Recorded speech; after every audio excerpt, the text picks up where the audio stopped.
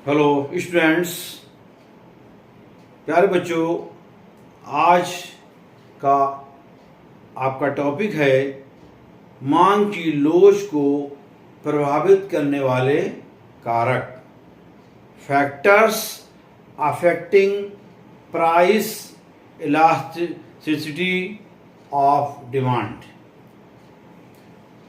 यहाँ पर जो फैक्टर्स हैं, बहुत से ऐसे फैक्टर हैं जो मांग की लोच को प्रभावित करते हैं, मगर यहाँ पर हम जो डिस्कस करेंगे वो कुछ मुख्य जो कारक हैं, यानी मेन फैक्टर्स का यहाँ पर हम डिस्कस करेंगे, जैसे कि जो मांग की लोच पर प्रभाव डालते हैं।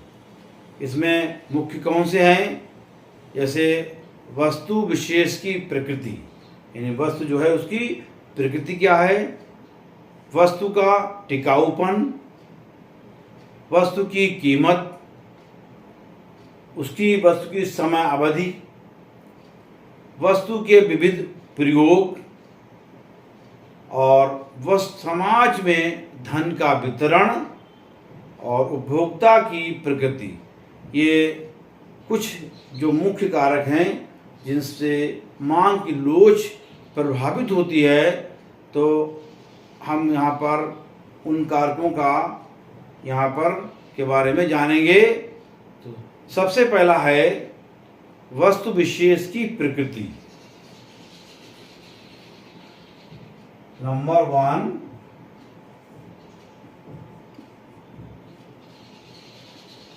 वस्तु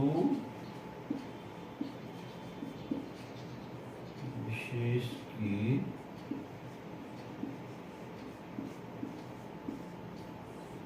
प्रकृति। नंबर 2, वस्तु का टिकाऊपन।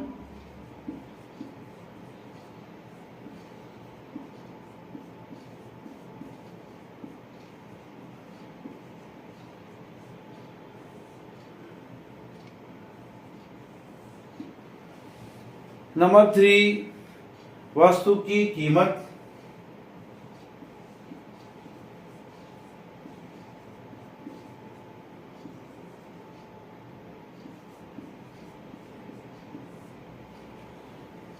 नंबर 4, समय अवधि।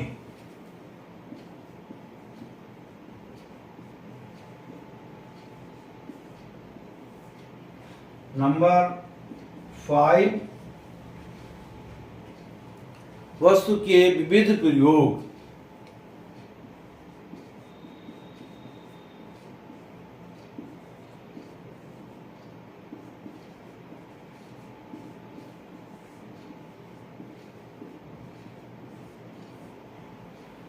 और नंबर 6,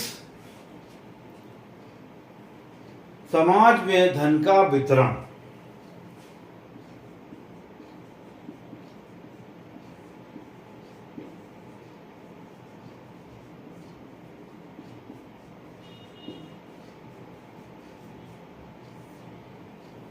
समाज में धन का वितरण। और 7 पॉइंट है उपभोक्ता की प्रकृति।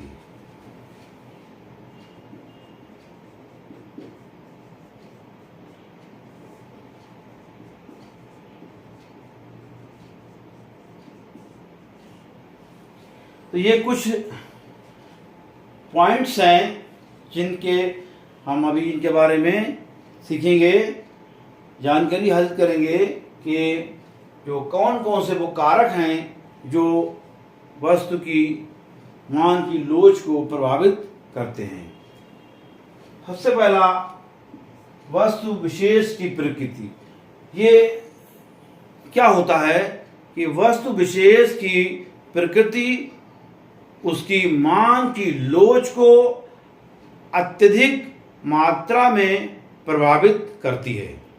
सामान्यतया अनिवार्य वस्तुओं की मांग बेलोचदार होती है, जबकि विलासिता की वस्तुओं की मांग अत्यधिक लोचदार होती है तथा लाभदायक वस्तुओं की मांग लोचदार होती है।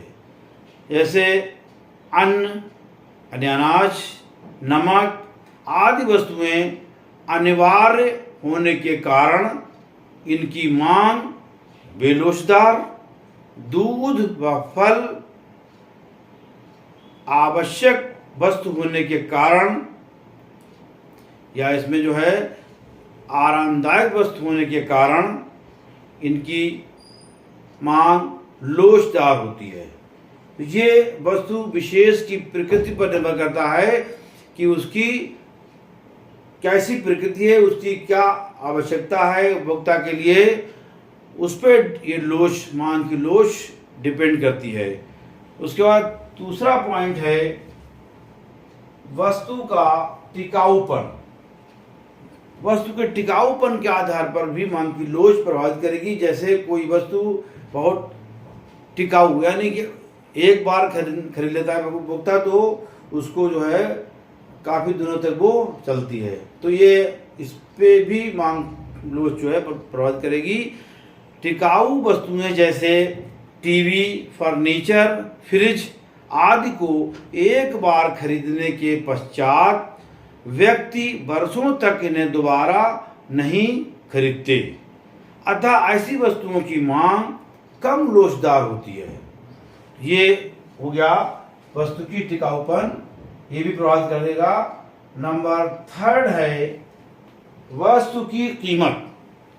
वस्तु का जो मूल्य है वो भी डिपेंड करता है उसके ऊपर कि मांग लोच जो है डिपेंड करेगी कि वस्तु की कीमत। जिन वस्तुओं की कीमत बहुत ऊंची होती है उनकी मांग लोचदार होती है। जिन वस्तुओं की कीमतें मध्यम होती हैं उनकी मांग लोच सामान्य होती है तथा जो वस्तुएं बहुत कम मूल्य वाली होती हैं उनकी मांग बेलोचदार होती है। तो यहाँ पर वस्तु की कीमत जो है वो भी प्रभावित कर रही है मांग की लोच को। उसके बाद नेक्स्ट पॉइंट है समयावधि यानी कि ड्यूरेशन। टाइम ड्यूरेशन जो है कितने समय के लिए वस्तु को की है तो उसकी मांग उस पर डिपेंड करेगा कि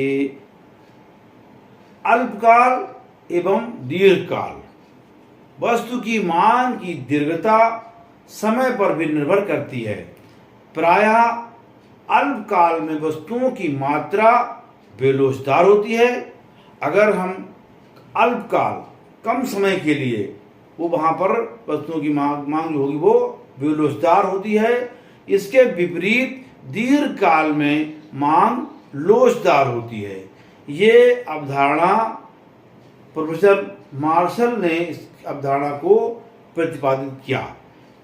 इसका तर्क ये लगाया गया कि कुछ वस्तुओं के जो मूल्य वृद्धि या उनमें कमी आ जाती है तो उपभोक्ता को उसकी जानकारी नहीं हो पाती है या देर से होती है, तो इसकी जो है मांग पर प्रभाव पड़ता है। तो ये समयावधि जो है वो भी एक फैक्टर है जो मांग की लोच को प्रभावित करता है।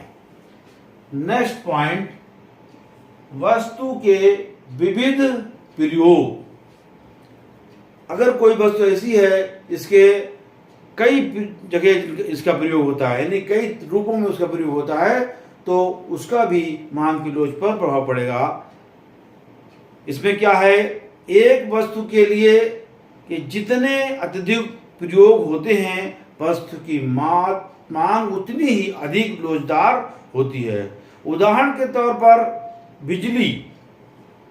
बिजली के अनेक उपयोग संभव हैं, जैसे रोशनी करने में, पंखा चलाने में, प्रेस करने में, कूलिंग करने में या हीटिंग करने में।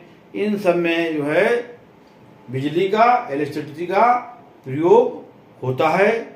महंगी होने पर उपयोग रोशनी के लिए अधिक किया जाएगा, जबकि रेट घटने पर विभिन्न उपयोगों में लिया जाएगा।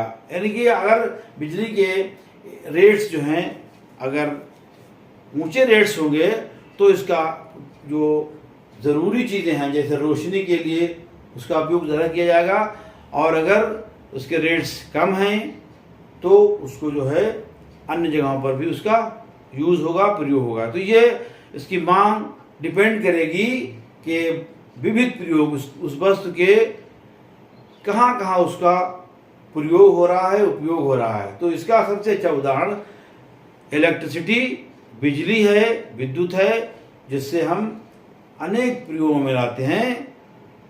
मान लिया हमें मिक्सर ग्राइंडर चलाना है तो हमें बिजली का यूज़ करना है, एसी चलाना है, पंखा चलाना है, या रोशनी करना है, तो हमें जहाँ पर बिजली की खपत अगर महंगी बिजली होगी तो हम खपत कम करना चाहेंगे, तो हमें रोशनी ज़्यादा ज़रूरी है, तो पहले हम उसको रोशनी के लिए इस्तेमाल करेंगे, बाकी अन्य के लिए उसके बाद में। तो ये डिपेंड करेगा वस्तु के विविध प्रयोग। उसके बाद नेक्स्ट है समाज में धन का वितरण।